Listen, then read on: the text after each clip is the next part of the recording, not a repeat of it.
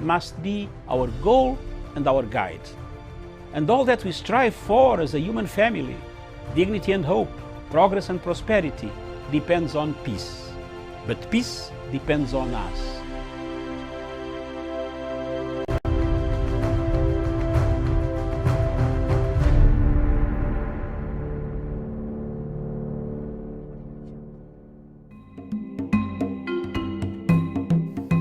Viewers, good morning. This morning I want to address the issue of Uhuru Kenyatta's legacy. The legacy of His Excellency President Uhuru Kenyatta of Kenya keeps on moving, keeps on going forward and forward. Since the handshake in 2018 that brought about the peace, the tranquility, the unity of purpose, President Uhuru's star has been rising. All over Africa, people are thinking of using the model that Kenya used to stop any form of violence, chaos on the streets after elections. As you know, all of you are aware that elections in Africa produce two things: after or before or after the voting. Disputed elections, winner takes it all, loser doesn't accept the results. But the Kenyan model takes us miles and miles away from the normal type of democracy. The democracy, a negotiated format, a consensus format. A democracy that gives consensus a chance. A democracy that talks about the future of a country, the unity of a country, as opposed to a fragmented country, polarized country, where most African countries find themselves in. We have seen in the last 10 years or so, most of the elections in Africa have been contested by the opposition. Very few people in Africa, countries in Africa, where opposition has conceded defeat and come up to congratulate the winner. We have seen the South African model has worked very well. The Ghanaian model has worked so well. I don't see any other country in Africa where the models have worked well. I thought it would be Sierra Leone, but today we see Sierra Leone going back to the same ethnic tensions, as you can see from the reports that are circulating in the international media and the local media. So elections in Africa are contentious issues. They create a contentious position, create a departing point for the people of Africa, of that particular nation. The legacy of Uhuru Kenyatta, therefore, will be remembered for having brought the tranquility that we have today, the peace, the new format, the new tool of having a better organized civil Africa, an Africa without violence, an Africa without chaos after elections, when the opposition accepts to work for the interests of a nation, not personal interests. This has worked in Kenya, and thank you very much, Your Excellency President Uhuru Muigai Kenyatta, for the tenacity and the steadfastness that you have guided this handshake up to today. For those who want to mutilate the handshake belittle the handshake. One lesson they should learn is to look at Libya. Libya was once a territory we all respected. It is no more. Let's keep the handshake and the legacy of President Uhuru Muigai Kenyatta. Thank you.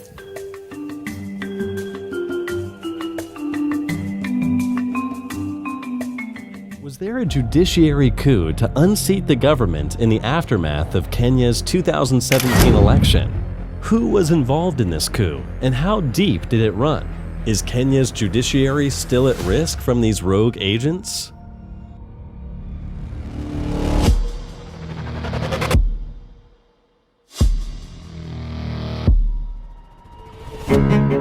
In the run-up to the August 2017 elections, the people of Kenya witnessed unusual judicial activity around the role and place of the Independent Electoral Commission. Numerous injunctions were filed by civil society and political parties trying to influence the election.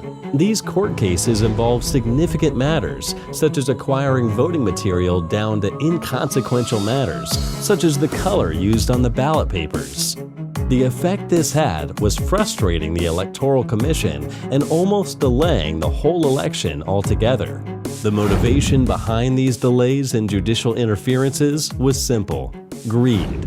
The outcome was sinister, a constitutional crisis, and the beneficiaries undefined: cartels and power brokers. We'll begin our story on the 20th of September and work our way back to where the plot began and who was involved. September 20th, Supreme Court, Nairobi. Deputy Chief Justice Philomena Mwilu is reading a prepared statement to the court. Observers note that she is stumbling through the document, unsure of what she is reading. An impregnable case on both limbs of the section, to wit, accurate, verifiable, accountable. There is a reason for this. She did not prepare the document herself and has not taken time to familiarize herself with the text. Contrasted with her fellow judges, the scene becomes more suspicious. The truth is, the document she is reading was prepared for her by someone she has never met in Austria. It was delivered to her office the day before, and she has barely had a chance to read it. The author of this statement met with Chief Justice David Moraga in Vienna, Austria between the 2nd of September and the 10th of September. Why was the Chief Justice in Vienna for a week during the most crucial moment of Kenya's history? Only the day before, September 1st, the Supreme Court had nullified the election result and informed the public that the judges would be preparing their statements in the days to follow. Curiously, the Chief Justice's diary shows that he had traveled to meet a representative of the Open Society Foundation, a group with an unclear purpose but well-spread networks around the world. Why did Kenya's Chief Justice fly to meet Open Society representative Waikwa Noike after making that crucial decision? Why was the Deputy Chief Justice's statement prepared by a third party unknown to the public? By this stage, the coup had already developed and was in its final stage. All that was needed was for the public to unanimously accept the judge's statements and proceed to a second election, which was also to be nullified, as these confidential text messages reveal.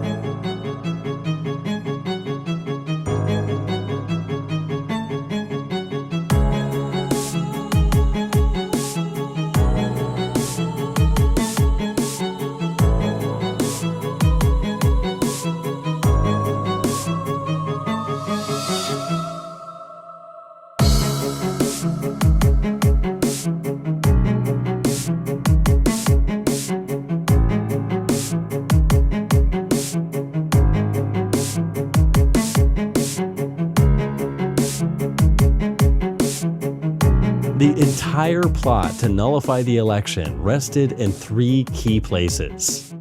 Rosalind Akombe infiltrating and betraying the Electoral Commission from within, Supreme Court Register Esther Naikaki, who would receive evidence for the presidential petition and allow falsified and fake forms into evidence, and the biased judiciary, which was eyeing more funding from Open Society in return for judicial conformity with the Soros-led institution.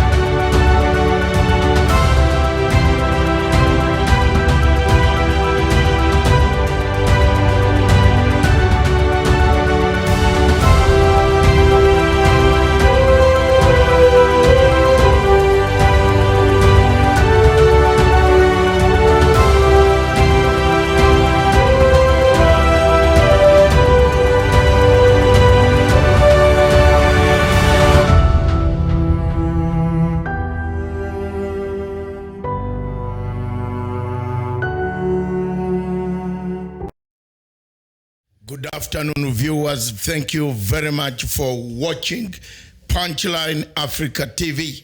This is Matsanga Africa Perspective, right from the Republic of Kenya in Nairobi. Thank you very much, each capital of Africa, wherever you are, in Asmara, in Monrovia, in Lagos, in Abuja. Thank you very much. Viewers, this is the moment that we have been waiting for. It's 15th of November, the year of our Lord, 2019.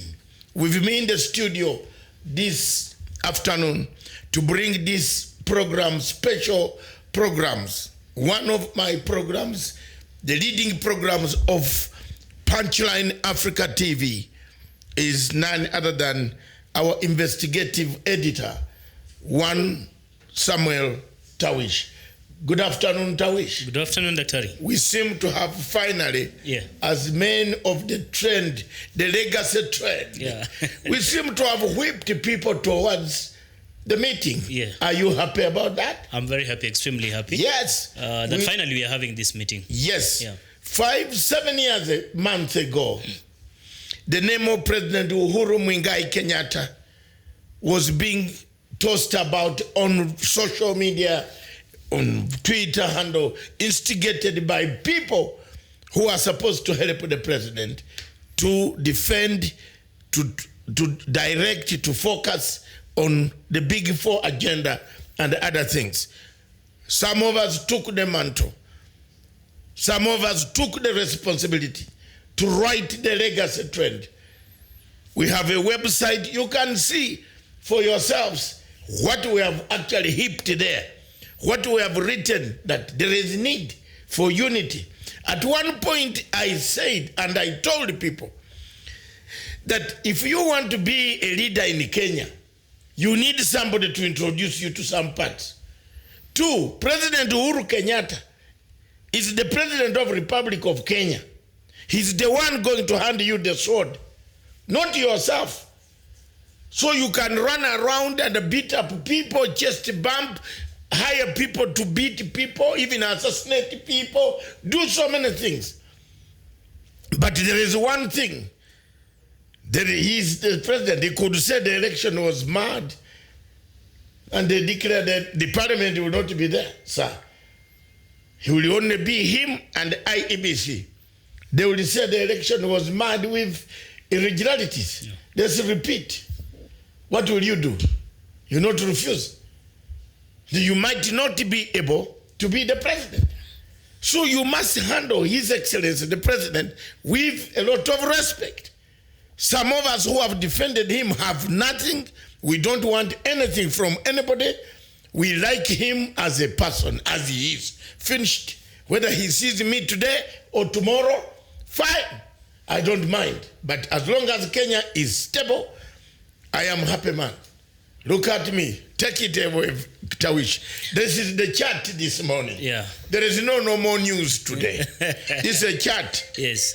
A chat that we want to bring to the attention of the world, that this is exactly what we wish Kenyans to have. Thank you. Very well. Thank you so much, Dr. Matsanga. As you've rightly introduced, of course, this is African Chat, and the program that we air on Friday right here at Punchline Africa TV. It's a moment that we go through, of course, some of these stories in an easy way, not hard-hitting stories, in an easy way, especially looking into what has been happening in the course of the week. Not only in Kenya, but the rest of Africa. That is why we are here this afternoon. It is also imperative for us to remind you to be part and parcel of this program by engaging us through our social media platforms. Our Facebook is Punchline Africa TV. Instagram is Punchline Africa. Twitter account is Punchline Africa. Also, our hotline number is with us in studio, +254 795 638 145. You can also tweet us directly at @WishM, at Matsanga Doctor. Indicate name and location and your brief comment about the discussion in the studio. And be assured we'll be getting through your comments as we go through the program. It is important. We have so many we are going to cover for you, but it's an easy program, like I said, where we just we're having this moment to have a talk in studio, and more so engaging you, our audience, just like what it were with the punch call. It is that moment that you tell us about these emerging stories, what is happening in the country today, in the rest of the African continent. And Dr. Matsanga, I suppose, of course, what is hitting headlines today, everywhere in the country today, I mean, there are shivers down the spines of some people, because President Kenyatta has officially summoned that particular caucus in the Mount Kenya region, or specifically targeting the Mount Kenya leaders, the opinion leaders, church leaders, including the youth leaders. I mean, all the representatives of all categories in the Mount Kenya region coming together in Sagana Lodge today. We want to see, because there are people who have been carrying and peddling lies, carrying different narratives every now and then, trying to incite the public, especially from that region where President comes from, that the President has not been keen in addressing some of the issues or the challenges that the people of Mount Kenya are facing. And so today, President Kenyatta has did the right thing by calling this meeting so that each one can have at least a platform to speak their mind and speak that which they have been speaking in different podiums and platforms. Yes. Thank you very much. But Tawish, we have been here. Yes. And we have been telling the deputy president to toe the line. Yeah. This is the president of the Republic of Kenya. And the people are now calling upon him to resign, to leave. Because if you don't support your president, President Uhuru Kenyatta, why we wrote the legacy, I am the man, the author of the legacy. Yes. Yes, you can go and see my English. And many of my people, thank you very much. Outside, over 9,000 contributors. Thank you. Yeah. They are here. And we are going to write even more. Because even if you remove me, you kill me, there will be Tawish to write. Sure. There will be another person to write. We are not afraid of anybody threatening us, politics of violence in their throats, in their meetings, meeting on the third floor of their hotels, talking about people whom they should eliminate. It is not worth it. Today, what the president has done is very good to meet these people. Moses Kuria has been one of them, shouting everywhere. You know, after Moses Kuria picked money from Ruto, yeah, that he witnessed, when he said he bought witnesses for 2,000 Kenya shillings to go and fix Ruto. This is what Moses Kuria said. You were here, yeah, isn't it? Everybody had. It was in the public domain. Yes, the ICC wanted to come for him. I was going with this man to the ICC, not knowing that he is a witness procurer. I was nicknamed the procurement. Procurement. Witnesses were procured. They nicknamed me because of my Ugandan accent. But I was right. People procured witnesses here to fix others. Yeah. And Moses Kuria started. He's the MP of Uhuru Kenyatta. We are not sparing anybody today. This is a chat. Yeah. If you want to join in, join us. He told the people that, this is in Mount Kenya we have nothing. His statements are populist. Today, let him go stand up. I cannot even see him on the list. I've just seen the list of those speaking. He is not even near there.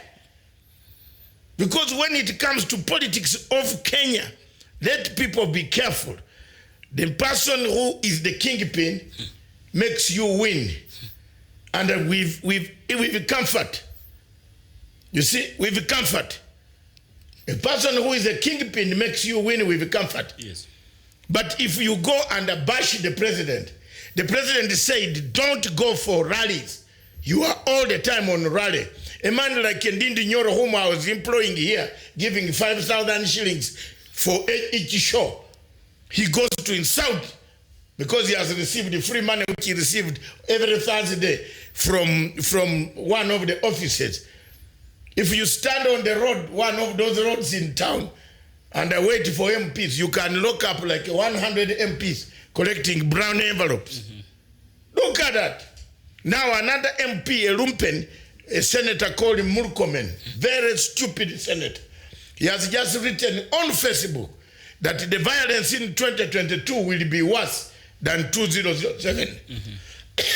Remember, sorry viewers, remember Murkomen is the one who wrote an indicting evidence to fix Ruto. We have not released those documents yet. There are two people in that region, Senator Sang and Senator Murkomen, or Governor Sang. They should not talk. Where some of us are who have those documents, we can release them to the public. People in the Rift Valley will chase them like small, birds. So keep quiet. Murkomen should not speak about violence today. He's a leader of majority. Who has stopped him from calling a meeting of Rift Valley leaders and called the president to address them? Nobody. They said the president cannot go to his backyard. You hire mercenaries, you hire MPs, pay them to wound your friend's backyard. Are you surprised, therefore, that UG was the only county that supported Okuro Okot? Shame. Some of these younger men go around that they know shame politics. In politics, there was another one. There are actually two. Yes. Including Turkana, where Okuro Okot comes from. Actually, the only two out of the 47 counties that voted in favor of the Punguza Music. Yes. The rest. And that UG was the first county to say. The first, actually. Now, where is it? My friend, where is it? These people and kids, you can't give. You see, the biggest problem that people did was to give these younger men leadership. To give Murkomen to be the leader of majority was a very big mistake in Kenya. A leader of majority of a Senate where other people are more educated and more reasonable with wisdom. Senate is like the House of Lords. You better get somebody, not a man who jumps about because he picked a few certificates in America and comes about to tell people that the violence in 2022 will be worse. How do you say that? You're a leader of majority. Over to you. Yeah, it basically speaks of people we have as prophets of doom, people who are actually predicting doom in as far as 2022 is concerned. I mean, the people of Kenya now are actually decided. They want to have that unity. They want to live together in harmony. They want to foster ahead in as far as the legacy of President Kenyatta is concerned. They're not really interested with this kind of political rhetoric that we are seeing with our leaders, some of our leaders in the country today. I mean, the anger that you're seeing coming from a section of these political leaders in the country today is informed by the fact that President Kenyatta has stood his ground. He's taken a clear position in as far as the fight against corruption is concerned, in as far as premature campaigns ahead of 2022 is concerned, and also by his move, of course, to shake hands with the former Prime Minister Raila Odinga and saying we do not want to continually disintegrate our people for us to get into political power. It is important for Kenya to move forward, or to move together as a country instead of us disintegrating our people. So basically, such kind of moves that President Kenyatta has made has not gone down well with some of these leaders. Yes. They feel like the status quo should have remained, so that they continue to anchor their campaign maneuvers through such kind of disunity in the country for them to rise into positions of power. So it's unfortunate for them because, again, President Kenyatta seems undeterred. He seems a person who is focused. And as you can clearly see out of this meeting today, there's a lot that is going to come out. President Kenyatta is going, of course, to speak to these leaders so that those who have come out and say they do not understand what the president stands for, what the president has done for the people of Central Kenya, what future the president has, not only for the people of Central Kenya, but the entire country, are going to have this opportunity to listen to the head of state. And from there, we expect that none of them is actually going to go astray again. I read one of the tweets today, someone saying it is going to be like the moving of a motion in parliament. Those of the similar opinion should say aye. And basically, if the President Kenyatta is going to take, or has already taken, a particular position, that this is the direction I want the people of Mount Kenya, and by extension the people of Kenya, to take, because this is where I see a bright future for this country. I don't think there's any reason for us to come out and bash the president and undermine the president on this very, very positive and noble initiative. It is important for us to come out and support the president in this agenda. Thank you very much, Tawish. Support the president for unity of purpose, unity of prosperity, unity to have freedom to wake up, rise above all these petty differences, become one of the most well-organized African countries. Kenya is the most well-organized when there is no word called elections. Waja, let's touch elections. Elections in Africa seem to be the springboard or the trigger to chaos. Do you agree? 100%. Let's go. The Kenyan election, for example. Every time in Kenya, when you mention elections, people start preparing their war chests, pangas, clubs. The city mortuary is expanded. Morticians are hired in advance. You know, this is the truth. And time has come for us, I hope, the BBI document has addressed this thing called elections. But me, having studied political science to a level that Dr. J.J. Onyango is watching, can know that you can't challenge me even when I'm about to die. I can recite. Plato Republic never told us that we hold elections every 5 years. Where is it? Where is it? Where was it told that in every 5 years, Zimbabwe should hold elections?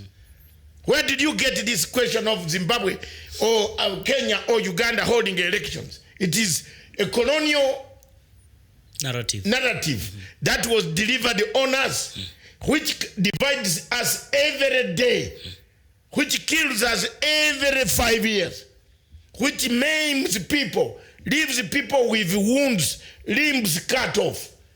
It's elections. Isn't it time again that Africa looked at what is an election? If we can't concede, if we can't say we have lost, thank you. We have gone honorably, thank you. If we can't concede, then what are we?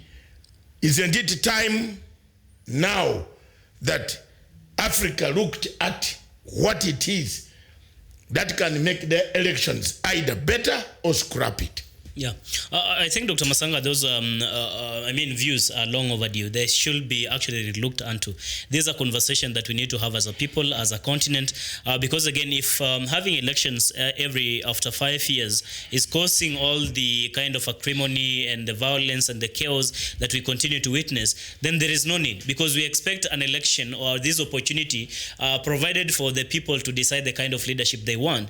But if that opportunity is one that provides a platform for for people to be maimed, to be killed, people to be displaced rather from what is otherwise their home, then I do not think really it is something that we should just overlook. It's something we need to sit down and have a conversation about. That if we have to continually have elections, say after every 5 years or even 10 years, what kind of mode are we going to employ? Are we going to use the same kind of mode that we have been using? If that is not working, and that is why you see for Kenya, they've taken a precedent already by having the BBI and saying, how can we address this element of election? Exactly. Why is it causing a problem for us? What is it that we can do? Is it about having a rotational president? Is it about scrapping elections altogether? Is it about rectifying our electoral system?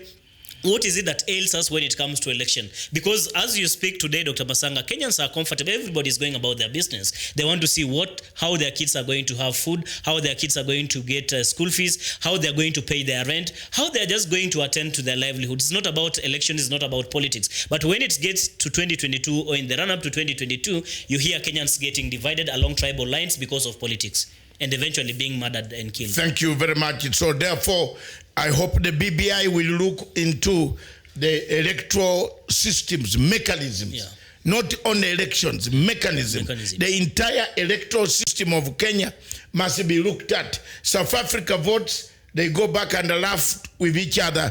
They walk out. There is no killing anybody because of politics, because of ANC. Someone was IAF, someone was, so no, they work together. Today South Africa is peaceful because it does what we call post-election, what they call proportional representation. Yes. Each member of parliament in South Africa, each member of parliament in South Africa is well known in all parts of South Africa. And when he speaks on behalf of South Africa. He doesn't speak on behalf of my Limpopo constituency. So Kenya must borrow a model from South African elections. I hope BBI will actually bring in that. But let's look at so many people there are very many people this time, Rwakashara, Robert, you are a populist and uncivilized. Discuss issues, policies, not rhetoric and insult. Your rhetoric makes your certified lumpen. Who is this? Rwakashara is of course a Munyankore from Uganda. I don't have anything to add on because you are well known for stupidity, and therefore I don't want to exchange any. I am discussing things that are touching Africa. I'm coming to your Uganda, so you keep quiet and wait until I reach Uganda, where you don't even allow somebody to play his music. Then you can see. Then you say you are also democratic. You can't even allow a man to play music to earn a living because he will play a song that will make things go bad. Onyango, Dr. Ocheng, Fred Amisi, yes, the MP tag along Dennis Oseko. Good afternoon, comrades. Yes, comrades, Viviana Gaboka, thank you.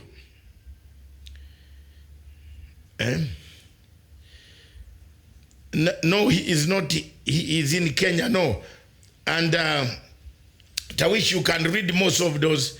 President Kenyatta is a humble guy, yes. The Rwakashana, we have read that already. Thank you for the insults. We are not going to, Mohammed, remove Murikomen and replace him. That's true, because he can't talk about, this time everybody has seen what he has written on his Twitter. And he has said the violence in 2022 will be worse. So he has planned it, he knows, then he can write more secret documents to ICC. I know if Ruto knew what these guys did, he would not be pointing fingers at different people.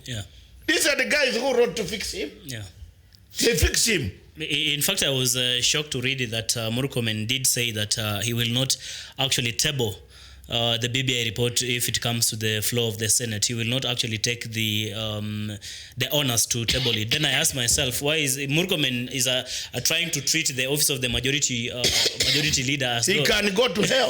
Why? This is an institution. It is not about an individual. So he doesn't have to treat the leader of majority post as though it belongs to him or the people of Elgeyo Marakwet. This is an institution, so he has to respect the tenets that actually form that institution. Yeah, he's never serious. More Haji Abdi. Thank you very much. Not in Kenya alone, things are worse everywhere. We are coming to that. No party politics. Ukwa Isaac. Why is it that there have been differences between the DP and the president after Uhuru gets the second term? Because the second term realized that the first term there was a lot of stealing, while people were busy, fighting ICC. People were busy also making deals, and the president later on realized that everything has been written, has been. In Quisha, he said what? When people told the president that this is corruption, this tender went here, this contract went here, and the contract went to one person. One person made so many people lose their jobs. Everybody knows. It's only that they don't want to table this evidence right now. Time is very important in political science. So you know that Ukwa Isaac, why is the DP becomes corrupt now? We have to be honest. We don't know. We haven't said, we haven't got any evidence, but it is rumored. Even the Americans have it on record, isn't it? Yeah, sure. They have said anybody coming this way, if you have smell or you have a smell of corruption, or quietly, you don't get a visa to travel to our country. Hey? And those are very serious people. They don't joke. There's another one here who goes by the name, I think you must have read it, who goes by the name the problem is not, he says, Ruto has no problem. The problem is about his ambition. I don't know really what exact point he's trying to make. Will it be that it is his ambition that is actually bringing ambition, yes, and mistiming. You know, Tawish, today we are not in normal news. We are just chatting like Africans. Two grown-up Africans with family. So don't be modest like a newspaper representer. We are just chatting like African modest people. We are only saying it is true. The deputy president, every human being must have ambition. But when you start too early, when your boss has told you that don't start, then you go on mobilizing women. Then the women now start howling insults at each other. I don't know whether Waruguru will howl insults in this conference because she has been called, summoned also to go there, so that she doesn't complain outside. I don't think they will do that. There's some. You see, there's some decorum in that meeting. The article we wrote today, the article we wrote in the legacy, we said it is death and a fate. Today, if you go to my wall, Dr. Matsanga or Matsanga David Wall, you will find several pages. One of the pages is the legacy trend.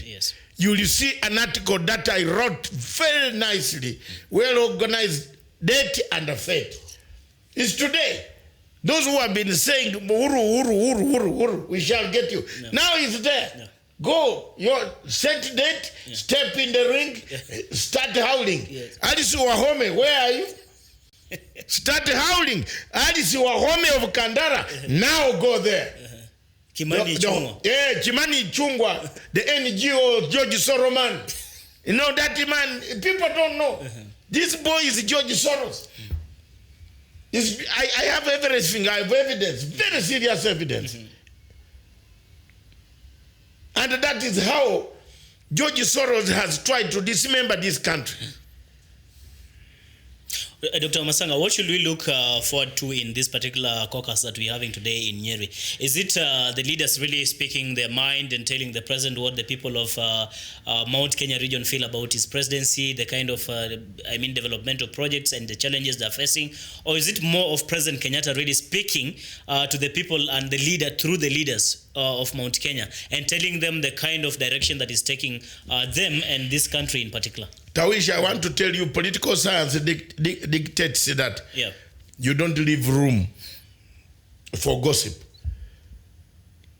If you ever create a gap, you have created chaos. Okay? Yeah. If you create a gap, you have created chaos. Yeah. So don't leave room in political science. Yeah. Because it will be filled with rumor.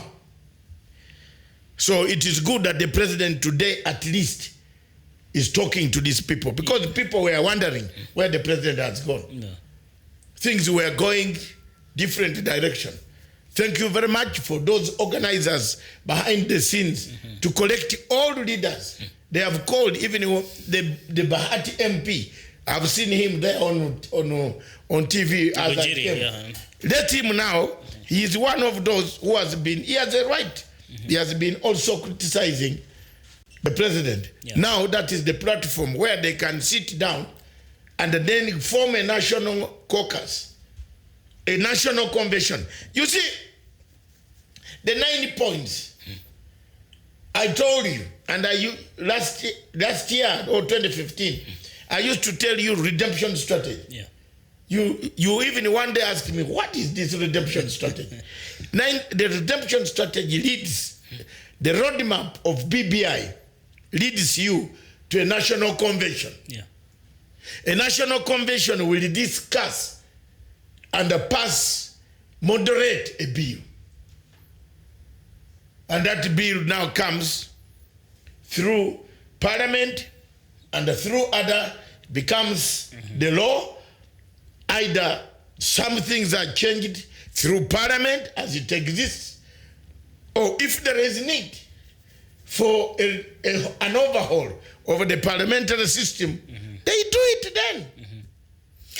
Dr. Matsanga, there are some critics who have poked holes into this particular meeting that President Kenyatta has convened today in Nyeri, saying, or rather arguing, that probably he should have called for a Jubilee parliamentary group meeting, because that has been the agitation. Wait. What is your take about it? More Haji Abdi from wherever you are in Mogadishu. Thank you very much, sir, for calling us.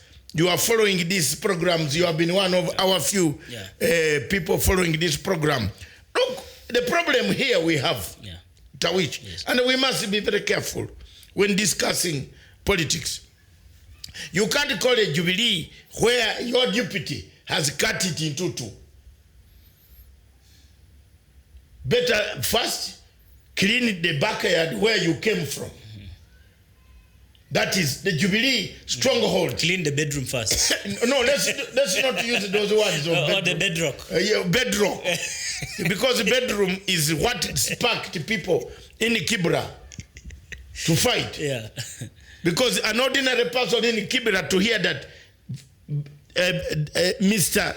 Raila's bedroom has been invaded and Aida is sleeping in the window or outside the window, they will come for you. Yeah. You have sparked violence. And let's be very honest about the timings of words that we use. In our legacy trend, we have talked about it. Yes. The words that sparked the violence in Kibera, one of them is the bedroom. Whoever invaded this bedroom thing caused the violence. Two was money. Yes. Why is it that Halwale was only beaten in a place where the lawyers were?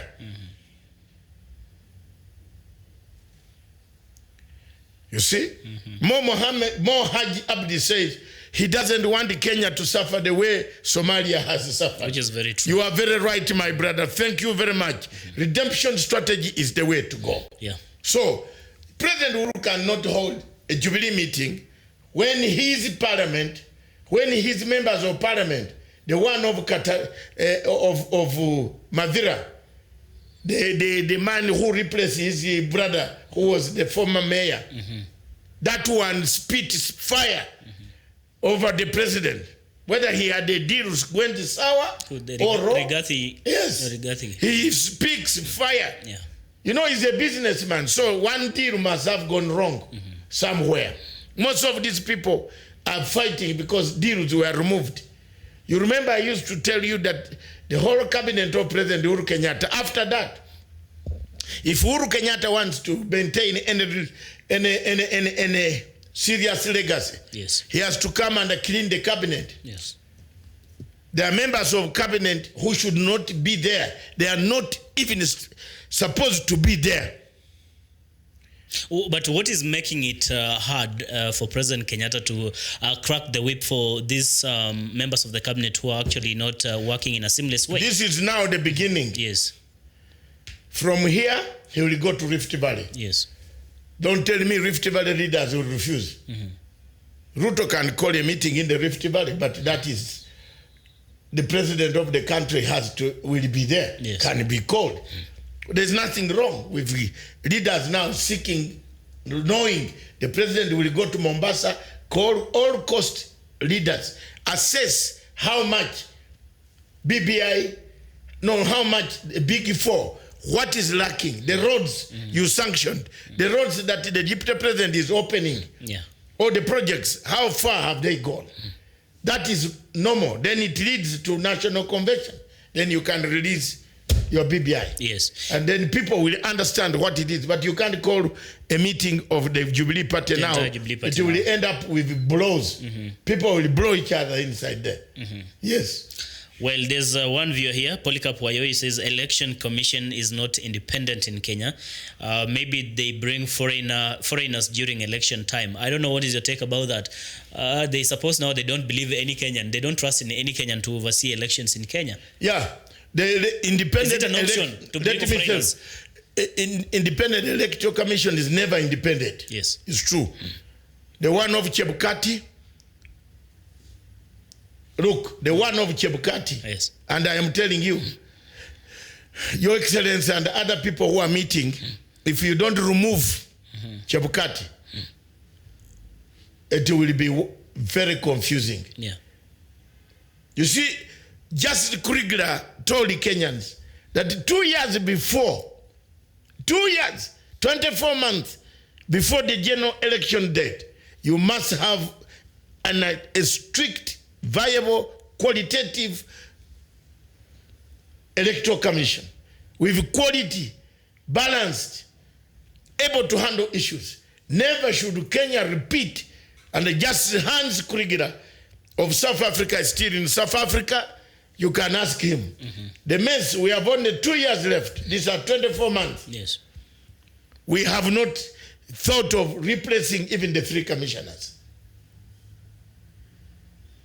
These 3 commissioners brought violence in Kibera. Thank you very much. So who is to blame in all this quagmire, Dr. Matsanga? Is it not the leaders? Is it not us, the people? Because again, if we have learned any lesson out of what happened in 2007 and elections thereafter, I mean, we should have actually gotten some lessons and maybe endeavored to put in place an electoral commission ahead of this 2022 general election. We are waiting. I think because Kenya is grappling with so many issues. We are fighting corruption. There are people who are equally still fighting the president. The president wants to achieve the legacy.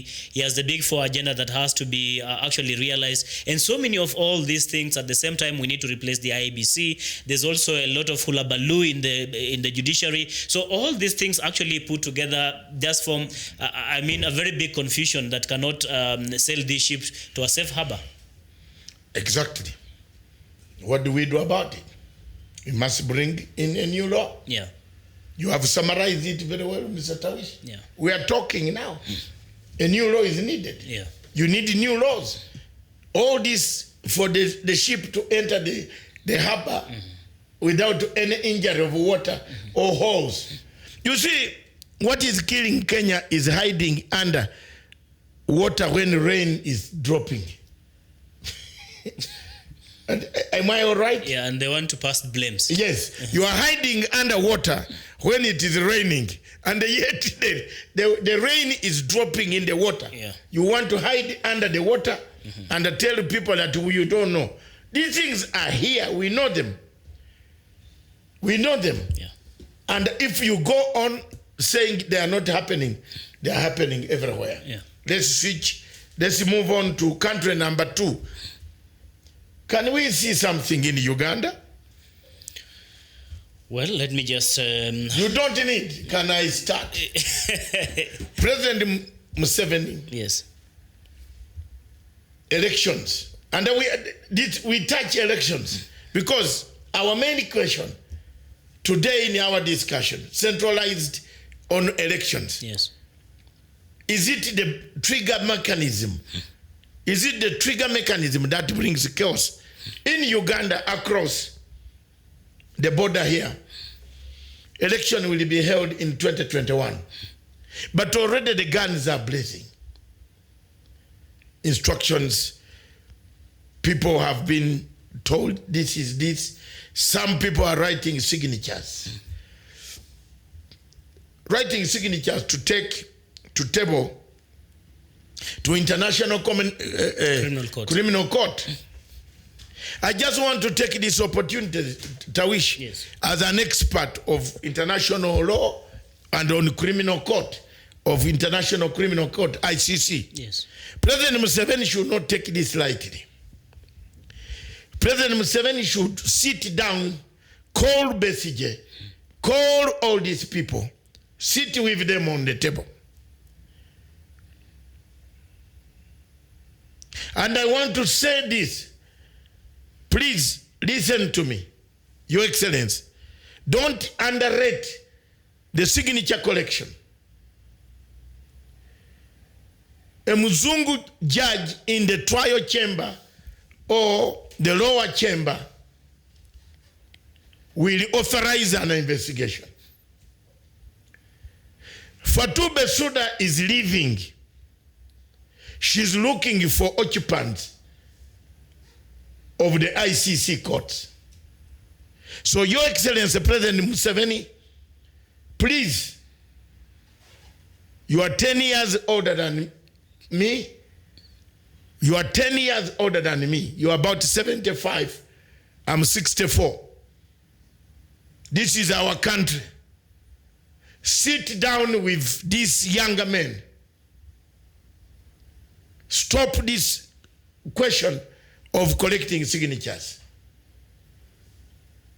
Let us not waste time at this age where the president of our country will be held and the Matsanga will be running in The Hague, because so far I'm the only one in Africa who knows how to file an application. 22 applications. You saw them. You are conversant with the terrain. Yeah, no, you saw them. Yes, I did. Yes. Anybody who wants to see Matsanga's applications, go to the ICC website. Challenging Kenya's cases, challenging Sudan, challenging Libya, challenging Bemba. I am the only one. I don't want my president to arrive in ICC.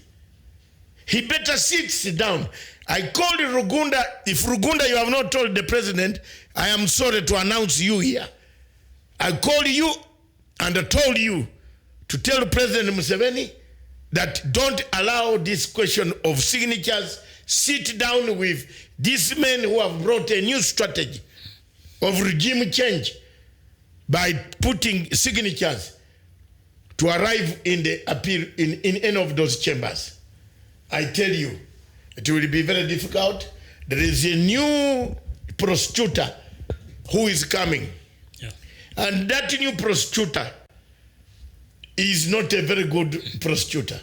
He's my friend. He's from Britain. We have ever had tough boxing ring with them. So let the people of Uganda understand, resolve their issues. Let's resolve the issues amicably.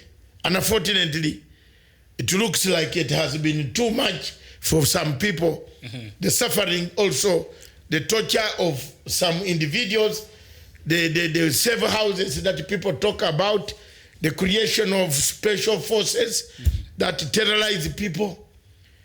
It has gone beyond. Mm-hmm. But I call upon Ugandans, and I called the Prime Minister of Uganda on Thursday. No, on Tuesday morning, I told him to tell His Excellency the President that he should go and not underrate. Because I saw some clip where some lawyer called Mayanja talking rubbish, where a man called Batarinza talking nonsense. He doesn't know. Any individual, single-handedly, once he has evidence that you have committed, collected well-documented evidence, that you have collected, you have killed, you have maimed, you are the state of machinery, the head of the machinery that has been killing. It doesn't need very many. It needs even one person to file an application and you will be brought in the ICC. So Batarinza, go back to school because he can't, you know, Batarinza just read English recently. Yeah. So I don't know why he is practicing very badly. Dr. Matsanga, talking about ICC, you're one of those, people, chief critics of ICC and also the proponents of this, the crusade for African nations to pull out of the ICC. How is it so far? Are you still of the view that African countries need to pull out of ICC, or they have to fight inside? Yes, I told them. I told South Africa. I told Zuma, let's pull out. Zuma got my message. We pulled out halfway in the middle of Indian Ocean. We returned. Yeah. Now we have started the journey again to get out of ICC in South Africa. African countries are here. Kenya should have quit ICC. Kenya should have gone long time ago.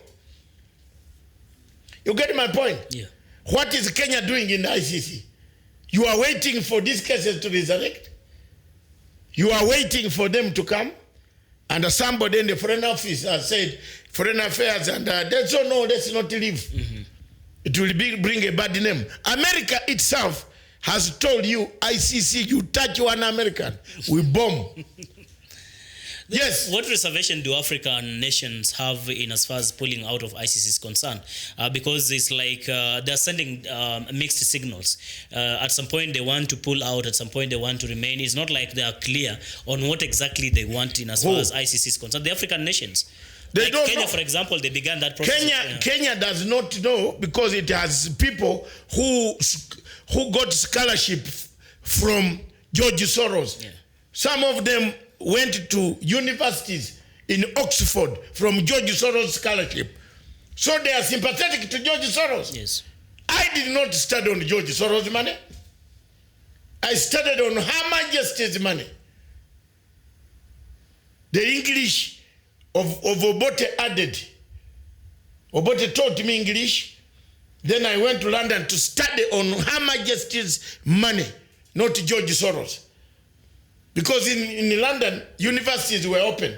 If you are making contribution from Africa to go to study in London, but then I have reached London and the school is open, it calls you, come. How can I? People were concentrating on, do you know Tawishi, let me tell you.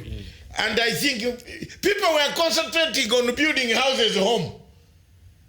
How do you build a house when you don't have a brain? What will you come back from Africa, from there to tell people in Uganda that I have built several houses, but even the English is worse? You don't know what a GPS is. You don't know what a redemption strategy is. I am telling you, I learned in a hard way. I had a nightclub. I used to work in a nightclub. My nightclub, later on in the daytime, pick books and go. On the weekend, Friday, even weekdays, I leave the nightclub, working as a restaurant. It works, makes some little money. I go to study. Most of those Somali MPs know, and even more Eid Abdi would know my nightclub, Club 791. That was my club. And I used to work hard and go. Professor Wachikoya was my bouncer. And I encouraged Professor Wachikoya to go to school. Wachikoya can make a great bouncer, that is. You see? Yeah. Yes. And he admitted on TV, I remember. He said, yes, he was my bouncer. Yeah. But today he's a very good professor. He was digging some graves in North London. It's very bad for an African man to dig graves, you know. But when you have not he utilized the income. No, when you have not cleansed, you must first do the ceremony. Yeah. When you come out of there. Yes, and I told him, we work. I used to pay him 150 pounds per weekend to be a bouncer. Then we used to go to school. So when you come from London, then you say, I am empty. Even if you have 1 million houses in Kampala, who is going to listen to you? You are considered as a stupid man. More Haji Abdi said, what did he do? Let's forgive. Because you know what Wachikoya did. Yeah. When he reached here, he wanted to arrest me. Ogebe Omoto Chan says DP Ruto need to humble himself, not to agitate the President Kenyatta, I suppose, program and agenda. Yeah, that is a very good advice to His Excellency, the Deputy President. Humble yourself. Don't overdo it, because they might overdo it. Yeah. So there's a feeling out there from Kenyans who feel like, or from the viewers, people who are watching, that perhaps Deputy President William Ruto is trying to undermine President Kenyatta. And I think the appeal here is that he should actually humble himself and wait upon the right time and throw himself in the ring and see whether Kenyans are going really to vote for him. He doesn't really have to push it so much. God says, wow, you might have made a lot of money at Matsanga. I believe it's more of that club you're talking about. Yes, that money, let me tell you, Abdi is there, he can tell you. And many other people, Somali MPs. I have about 96 MPs. Somali MPs whom I helped to fill forms. Because they didn't know English. Even to go to a South Thames College. I piled very many of them. Encouraged them to go to South Thames College near Tooting to study. They are now MPs. That's why we are coming next to Somalia. So Faremajo must be very, must treat me nicely. Yeah. I'm telling you. Faremajo must treat me nicely. If he doesn't treat me nicely, I have MPs there.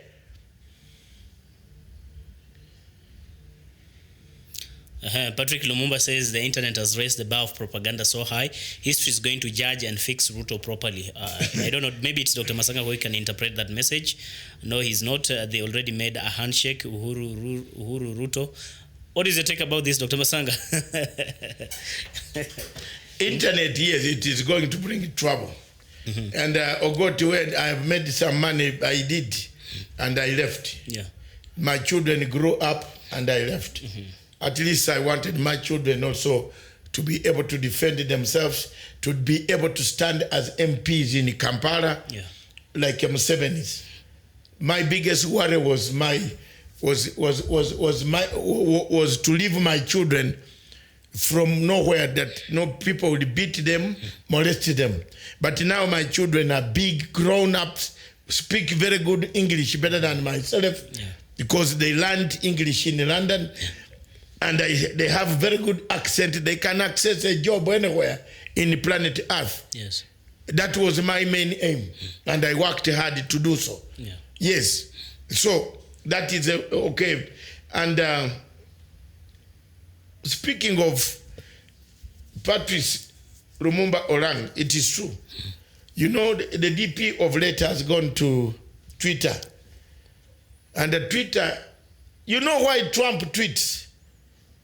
It's because there's social contract. All people in America can sit on Twitter from morning up to evening, because there's social contract. He's going to the post office and get his check. Who is going to listen to your Twitter? Or tweets here, which DP is tweeting every morning. The DP's new way of doing things, in as far as, of course, tweeting is concerned, Dr. Matsanga, do you suppose, is it doing more harm or good to him as a deputy president? Very, very harmful. Very harmful. In a summary, harmful. Yes. I think he better reorganize himself after today's meeting. And the resolutions that will come from there.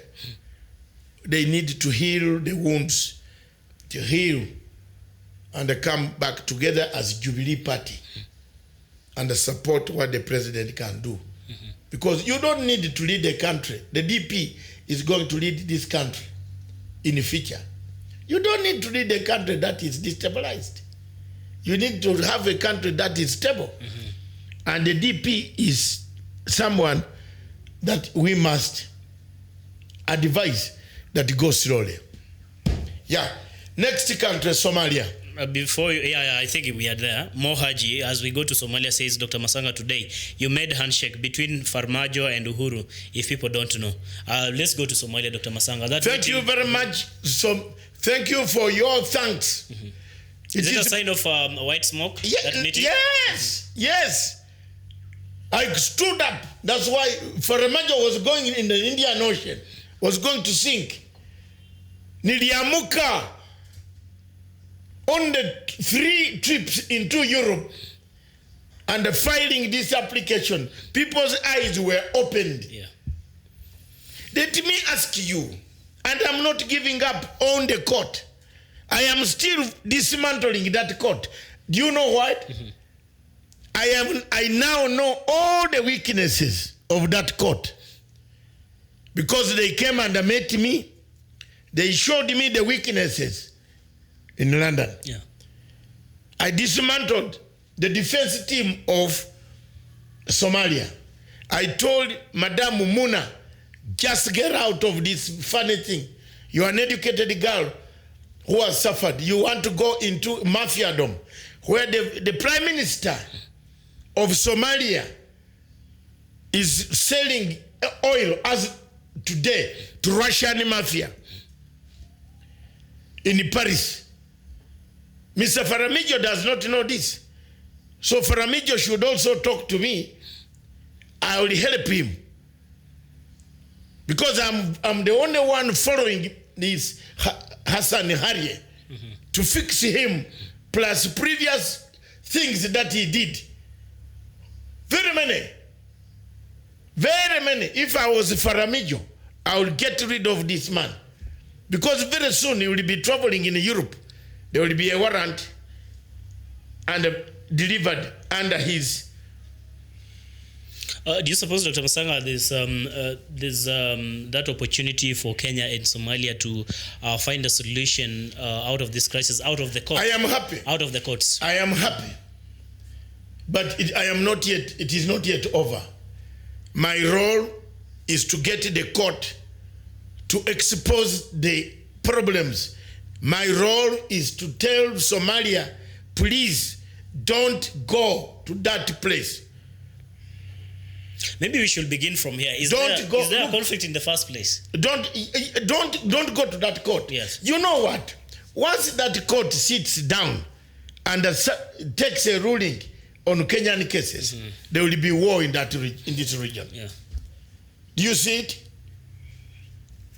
Do you see the war? If the ruling goes in favor of either countries. Whichever country it goes. Yeah. Whichever country, there will be a war.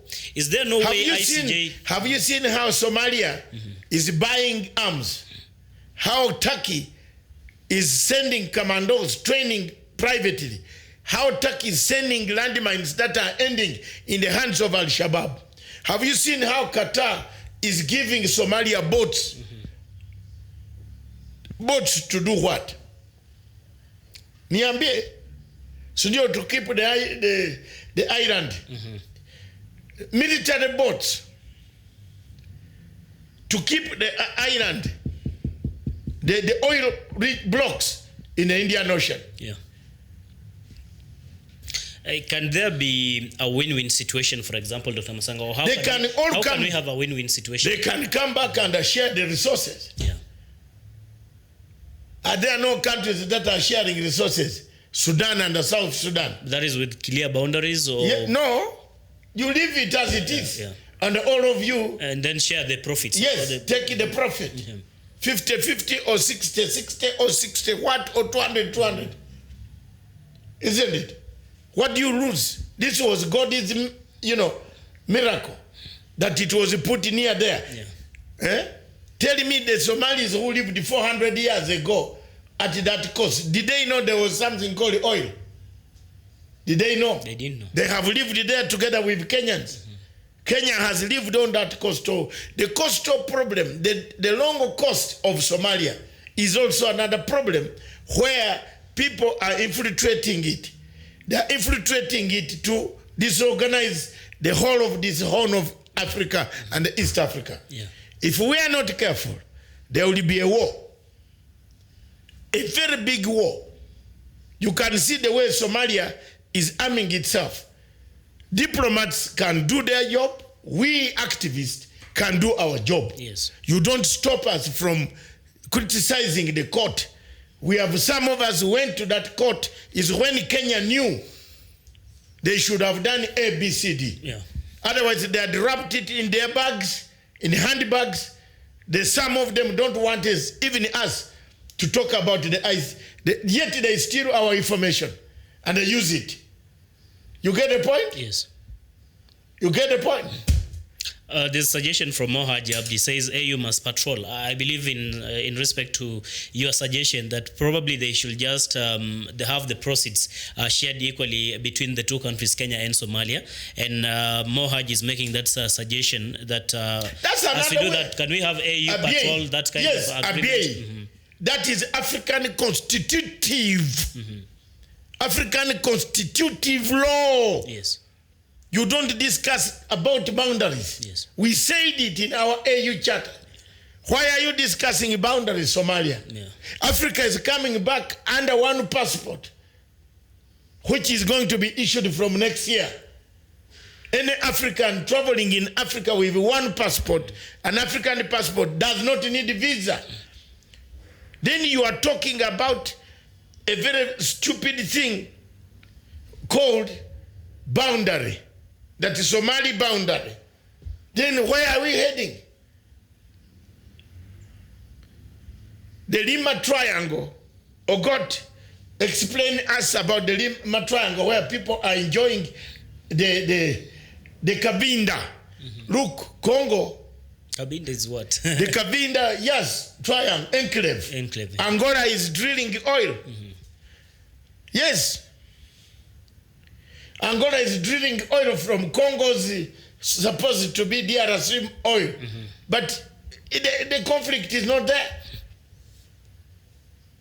The Abyei Triangle.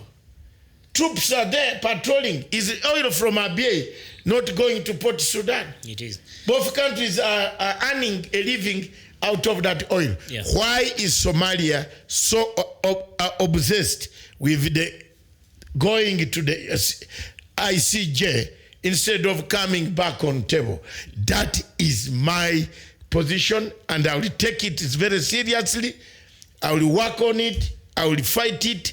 I will make sure that Somalia returns to a negotiating table and arbitration system is worked. This question of quoting people that you have, Dr. Monica Juma saying, oh, things have normalized. They have normalized to you, but not to me as an activist who is against the court. I am against that court because it has no appeal chamber. It has no upper chamber, lower chamber. Once they make a decision, that is it. Yes, Ugandan troops will be affected. Yeah. There's one viewer here who says, goes by the name Abdi Samad Ali, says, once we have our strong military back, then we can talk about joining. I think joining together.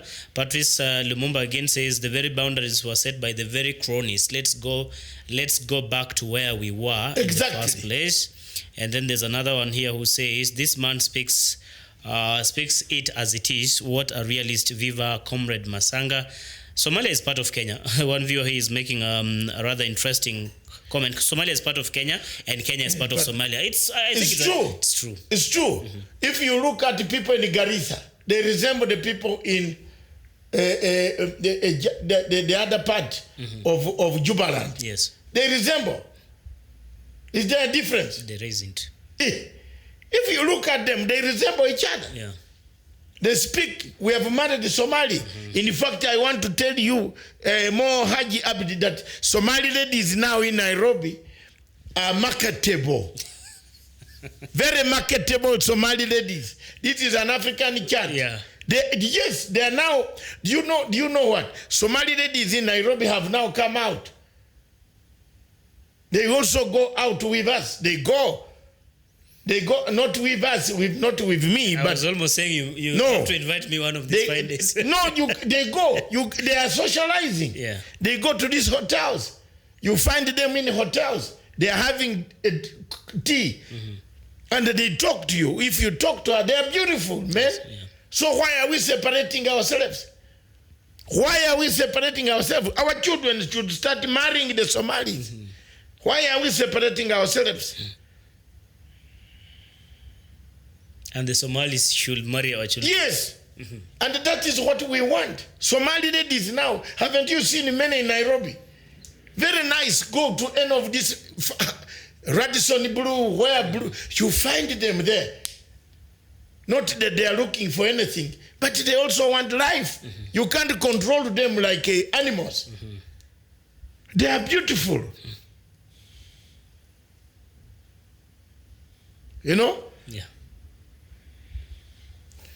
So, Michael Q, you're asking for the co-host. He's here. No, I think the lady is referring to Miriam. Oh, to Miriam. Miriam is off until 19 if she will return next week after her exams. Yes. And she sends you greetings. Yeah, Michael. Yeah. Yes. Dr. Matsanga, what is your take on benevolent dictators? Ruto might just turn to be one. One has this done any good in Rwanda. I think trying to compare that if Ruto was to become president, it's taking us back to the discussion we were having about Kenyan politics, that if Ruto was to become president, then there will be a benevolent dictator, just like what we have in Rwanda, that Kagame is referred as a benevolent dictator. That question is directly directed at you, Dr. Matsanga. At times, Africa needs some of those people. The likes of Kagame? Yes, you must tamper democracy with some dictatorship. Yeah.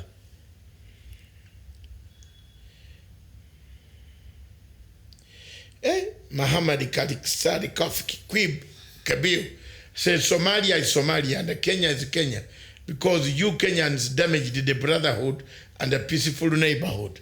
No, we haven't damaged it. We shook hands, now we are back together. You see that? We are together. Yesterday, the president shook hands with his counterpart of Somalia.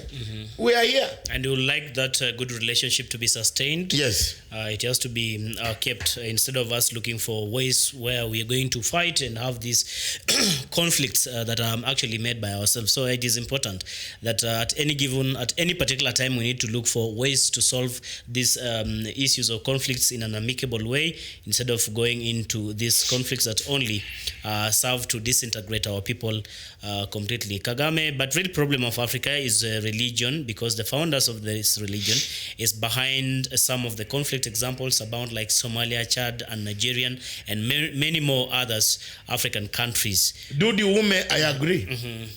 The question of Nigeria, for example, the Fulani guys of the north are hammering the Igbos of southeastern Nigeria. They are killing them like animals. Yeah. They are shooting them, dumping them in shallow graves. It's bad. It's very, very, very, very bad in Nigeria. Yes. There's one viewer, Dr. Matsanga, maybe you can give your view on this. Says, he goes by the name Polycarp. He says, if they redraw Kenya and Somalia, then they'll have to redraw with Kenya, Tanzania, Zanzibar boundaries. Exactly. So it's going to... So that's why, Polycarp, thank you. You agree with me that this case should not go to ICJ at all. Because ICJ will redraw the map of Africa. Then all these countries will go on drawing until we find Africa, part of it, thrown maybe to join Europe. You are right. You have a point there. Yes. Thank you. Now we come to Zimbabwe. Yes. We have 10 minutes. Zimbabwe, 12 minutes. We finish at 1:30. Yeah. Zimbabwe is a country that the economy has been its Waterloo. The leadership of President Mnangagwa has faced quite a lot of hardships, and it fights to restore the economic integrity of this nation called Zimbabwe. But Zimbabwe equally is a nation that has miracles. It's a country that God has never let it to go completely. Last week or this week, they unveiled new notes that will ease the currency problem. And I want to laud the people, the governor, the minister, for having got these new notes to ease the monetary suffering of the people of Zimbabwe. But there is something wrong, that as soon as these notes got out, some people again put them on the black market to starve the original people or the people from having them. They sell them on black market. This morning I read they have restored that, and some of them have been recaptured. Some are going to go to police and go to prison. But there is a problem that is lingering in Zimbabwe. Mrs. Grace Mugabe. Yesterday, Mrs. Grace Mugabe came out with a scorching attack on President Emerson Mnangagwa. I have told my Zimbabwean friends, and I only said that it is only after 40 days are over that Mrs. Grace Mugabe will come and start attacking, and the more they keep it that way, the more Mrs. Grace Mugabe will create havoc problems for them. So those are the problems today as we see. And then we have sanctions, American sanctions, that have been heaped on this country. Europeans have removed the sanctions. America has increased the sanctions. American embassy in Zimbabwe works as MDC office. So nobody is talking about these things, and this is not very good. What about the leak that's saying that the current president of Zimbabwe was brought in by the China? Dr. Matsanga, you agreed with that? No. The current president of Zimbabwe is my friend. He's a great friend of mine. He was not brought in by China. He was brought in by Izame, by General Chiwenga, and General Simbesoyo Moyo, and General Sibanda, and the General Air Marshal Phiri. These are the people who said, and the parliament of Zimbabwe said, Mr. Mugabe, you are tired, go home. So that's not a very good, true thing. The problem around Africa is caused by boundaries. This is why Comrade Malema, in his manifesto, wanted to do away with boundaries in Africa. I agree with you. Some of the conflicts are boundaries. They have worked negatively against us. Thank you. Okay, thank you so much, Dr. Matsanga. On that note, the last country is South Sudan. South Sudan. We still have 7 minutes. I see, is it US? They're not very happy. They're not very happy about the 100 days extension? Yes. 100 days extension. They are saying that they're even going to rally behind other, of course, Westerners to see into it how they're going to maybe punish. I think literally that is what they mean, to punish the leaders who are not interested in seeing that these peace deals are actually honored. So I don't know, Dr. Matsanga, what will be your take? Because there's also another viewer really who asked about that question earlier on, that is it realistic? Is it going to bring now, does it give hope that finally the leaders in South Sudan are talking about their 100 days? Is it enough time for them now to eventually decide and work together and form one government? The United States of America is increasingly becoming itchy about the extensions. And I told the South Sudanese friends of mine to be very careful about extension of 100 days. Because there is a country that has drafted a United Nations tribunal arrangement, similar to that of Rwanda, to try war crimes. There is a problem here about the peace in South Sudan, which worries me every day. That people started talking on how to arrange political power than to arrange unity and a permanent peace. Yeah.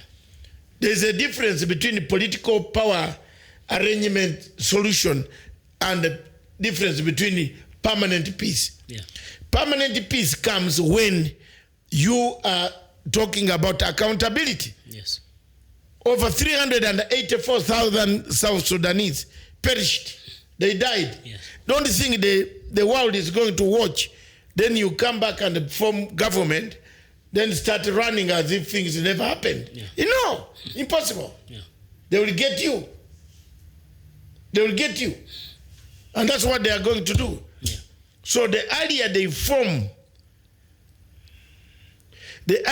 form a quick government and a return to accountability as agenda number 5, which is always very crucial, the better for South Sudan. Mm-hmm. Yes. And this time around, is there some hope that they are going to honor this 100-day window period to actually come together and work together? There's still ego. Yeah. But the threat coming from the US, I've just received a letter that the United States Congress are asking Mr. Pompeo, the Foreign Secretary of State for Africa, of America, mm-hmm. to appoint a South Sudan envoy. So you can see the interest that they are putting in the entire South Sudan. Mm-hmm. So maybe one day, but I don't see the peace. But they need this pressure. Yes. Mm-hmm. Thank you so much, Dr. Matsanga. I suppose that is where we wind up the yes. African chat. We live, mm-hmm. yes. But we look forward to seeing what yes. is going to transpire. What African proverb can you live? Today? Yes. What anybody there out there who has got an African proverb? Because I this have one. Matsanga Africa perspective will always, bring in something in you to leave you to work, to encourage you to do some work. Yes. Well, there's one African saying which goes, I think I'll read it in Maasai first before now I can interpret it. Yes. It says, Edori enker modonin kuta. This Maasai proverb really means that even a blind sheep can lead you through the river. There you are. Even a blind sheep can lead you through the river. Yeah. Mine is Jana Sole. Mm-hmm. Jana Soleo. That is also Maasai. Yes. This guy speaks so many languages. Maybe he knows one too. So my proverb is this. The eyes of a mourner with tears sees better who is a friend. Exactly.